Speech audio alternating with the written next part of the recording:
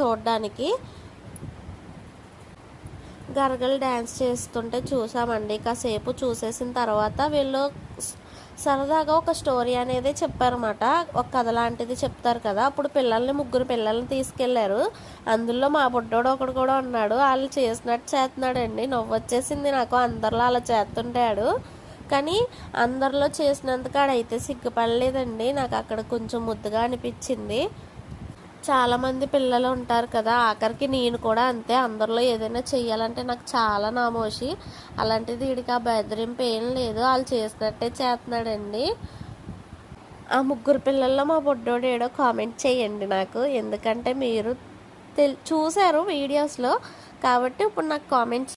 ఈ స్టోరీ చెప్పి వీళ్ళ చేత డ్యాన్స్ వేయించి చాక్లెట్స్ గట్టి ఇచ్చారండి వాళ్ళకి. తర్వాత ఇది కంప్లీట్ అయిపోయిన తర్వాత ఇంకా అమ్మవారు సెంటర్లో ఉన్నారంటండి. అంటే మా ఊరు సెంటర్, ఇక్కడ శివాలయం అయితే కడుతున్నారండి త్వరలోనే, అది కూడా అయిపోతుంది. ఇక్కడ గరగలతో ఇక్కడైతే డ్యాన్స్ అనేది చేపిస్తున్నారు అమ్మవారితో. ఊరికి మంచిదని ఇలా చేపిస్తారంటండి, ఊరంతా తిప్పి చూపిస్తారంట.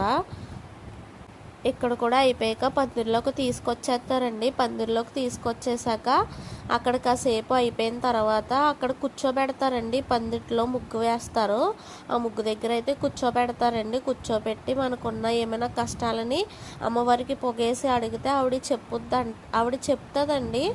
నేను చూశాను కానీ ఆ వీడియో క్లిప్ అయితే నేను తీయలేదండి, మిస్ అయ్యింది. ముగ్గు ఏమైనా ఇమేజెస్ ఉంటే మీకు కన్ఫామ్గా పెడతానండి.